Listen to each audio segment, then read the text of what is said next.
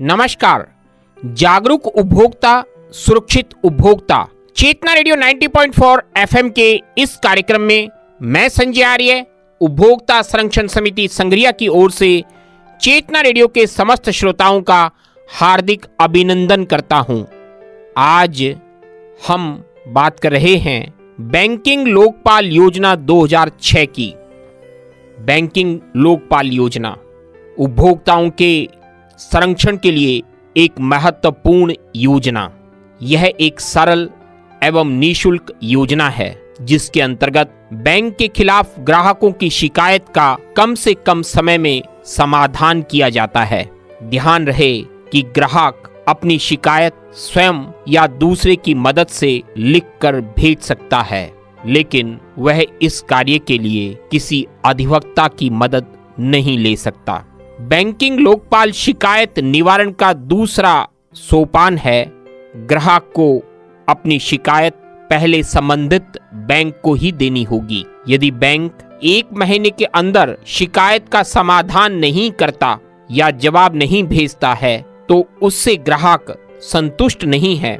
Banking Lokpal शिकायत निवारण का दूसरा महत्वपूर्ण तथ्य यह है कि बैंकिंग लोकपाल योजना 2006 के अंतर्गत उपभोक्ता को राहत प्राप्त करने के लिए अपनी शिकायत सबसे पहले अपने बैंक को देनी होगी। यदि वह 1 माह की अवधि में बैंक को दी गई शिकायत से संतुष्ट नहीं होता है तो वह अपनी शिकायत को बैंकिंग लोकपाल के यहाँ प्रेषित कर सकता है। महत्वपूर्ण बिंदु यह है कि एक बैंकिंग उपभोक्ता किन किन बातों को लेकर अपनी शिकायत बैंकिंग लोकपाल के यहाँ प्रेषित कर सकता है। मैं आपकी जानकारी के लिए बताऊं कि बैंक ने यदि खाता खोलने से मना कर दिया है, ग्राहक के अनुरोध करने के बावजूद बैंक खाता बंद करने से मना कर दिया है, या बैंक ने ग्राहक के अनुरोध के बगैर खाता बंद कर दिया है, या बैंक कामकाज के समय का पालन नहीं करता है,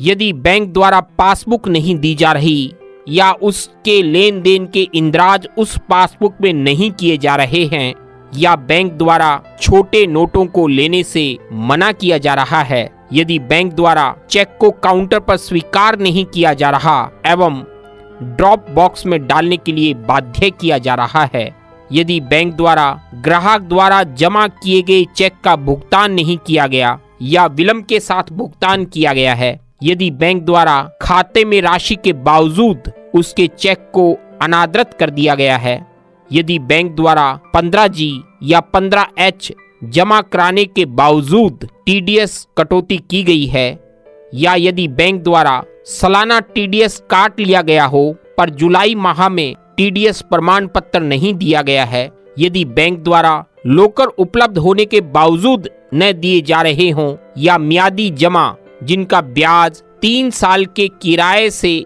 ज्यादा हो की मांग की जा रही है, यदि बैंक द्वारा ATM के लेन देन में ग्राहक को पैसा न मिले हों पर फिर भी उसके खाते से रुपए आहरित कर लिए गए हों, यदि बैंक द्वारा पेंशन धारक को पेंशन या पेंशन के एरियर का भुगतान नहीं किया गया है या उसमें विलंब कारित किया गया है, यदि बैंक द्वारा ऋण लेने की शर्तें पूर्ण करने के बावजूद ऋण नहीं दिया जा रहा हो या ऋण अस्वीकृति पत्र भी नहीं दिया गया है, यदि बैंक द्वारा बच्चों की पात्रता के बावजूद शिक्षा ऋण नहीं दिया जा रहा हो, यदि बैंक द्वारा 4 लाख रुपए से कम के शिक्षा ऋण में बंधक मांगे जा रहे हों, यदि बैंक द्वारा स्वीकृति पत्र, अनुबंध पत्र, ऋण अनुबंध पत्र में वर्णित प्रभारों के अलावा अन्य प्रभार लगाए जा रहे हों, यदि बैंक द्वारा निर्धारित दर पर ऋण दिया गया हो पर फ्लोटिंग रेट पर वसूला जा रहा हो,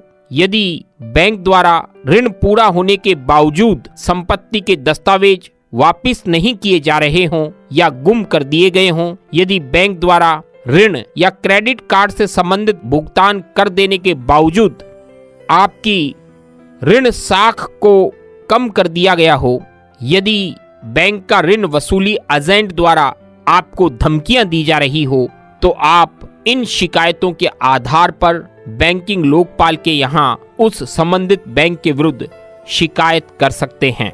यहाँ यह बात अत्यधिक महत्वपूर्ण है कि भ्रष्टाचार से संबंधित प्रकरण, दुर्व्यवहार से संबंधित प्रकरण, बैंक गारंटी से संबंधित प्रकरण, लेटर ऑफ क्रेडिट से संबंधित प्रकरण, वकीलों द्वारा उठाए गए मामले, ऐसे मामले जिन पर अदालत या उपभोक्ता आयोग या अन्य किसी फोरम ने पहले फैसला दे दिया हो, या कोई प्रकरण किसी अदालत या उपभोक्ता आयोग या अन्य किसी आयोग में पूर्व से लंबित है, ऐसे प्रकरण जो सूचना के अधिकार से संबंधित नहीं हैं, उन प्रकरणों को लोकपाल के यहाँ सुनवाई के लिए ग्राह्य नहीं माना गया है। अर्थात ऐसे प्रकरणों की शिकायत लोकपाल के यहाँ नहीं की जा सकती है।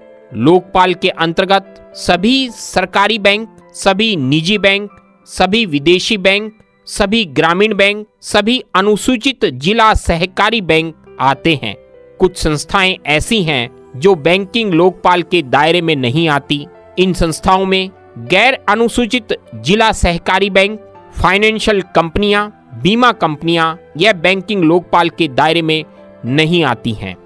आप जब भी बैंकिंग लोकपाल के यहाँ शिकायत करें, उस बैंक शाखा का नाम स्पष्ट रूप से उल्लेखित करें जिसके विरुद्ध शिकायत की जा रही है। आपकी शिकायत में शिकायत का विवरण भी स्पष्ट भाषा में तथा तथ्यात्मक रूप से दर्ज होना चाहिए। बैंकिंग लोकपाल के यहाँ प्रेषित की जाने वाली शिकायत में बैंक द्वारा प्रदान की जाने वाली सेवा में कमी की वजह से हुए नुकसान का विवरण भी दिया जाना चाहिए। आप द्वारा लोकपाल को भेजी जाने वाली शिकायत में इस तथ्य का भी स्पष्ट इंद्राज होना चाहिए कि आप क्षतिपूर्ति के रूप में क्या मांग कर रहे हैं। आप द्वारा बैंकिंग लोकपाल को भेजी जाने वाली शिकायत में आपका अर्थात शिकायतकर्ता का पूर्ण नाम और पता, टेलीफोन नंबर, ईमेल इत्यादि भी स्पष्ट रूप से अंकित होने चाहिए ताकि बैंकिंग लोकपाल आपसे सहजता और सुगमता के साथ संपर्क कर सके। बैंकिंग लोकपाल अपने निर्णय में आपको क्रेडिट कार्ड के मामले में 1 लाख रुपए तक तथा अन्य मामलों में 10 लाख रुपए तक का मुआवजा दिलवा सकता है। राजस्थान के लिए बैंकिंग लोकपाल जयपुर में अवस्थित है। बैंकिंग लोकपाल का पता है भारतीय reserve bank, Tonk road, Jaipur. Pin code है 302052। इसके साथ साथ आप अपनी शिकायत को बैंकिंग लोकपाल के यहाँ ईमेल के माध्यम से भी भेज सकते हैं। हमारे राजस्थान के जयपुर स्थित बैंकिंग लोकपाल का ईमेल एड्रेस है bojaipur@rbi.org.in। बैंकिंग उपभोक्ता के लिए अपनी समस्याओं के निराकरण के लिए बैंकिंग लोकपाल योजना एक महत्वपूर्ण शिकायतों के समाधान हेतु स्वतंत्र एवं प्रभावी प्रणाली है। लेकिन एक बैंकिंग उपभोक्ता बैंकिंग लोकपाल योजना 2006 का तभी लाभ उठा सकता है जब वह जागरूक होकर बैंकिंग लोकपाल योजना 2006 में बनाए गए नियमों के अध्याधीन अपनी शिकायत बैंकिंग लोकपाल को प्रेषित करे। यह आपकी जागरूकता पर निर्भर है। इसीलिए चेतना रेडियो 90.4 एफएम पर प्रसारित होने वाले इस कार्यक्रम का नाम जागरूक उपभोक्ता सुरक्षित उपभोक्ता रखा गया है। मैं संजय आर्य आपकी जागरूकता के लिए चेतना रेडियो 90.4 एफएम के माध्यम से उपभोक्ता संरक्षण समिति के सौजन्य से ऐसे कार्यक्रमों को लेकर आता रहूंगा। आज के कार्यक्रम को यहीं विराम देते हैं। अलविदा।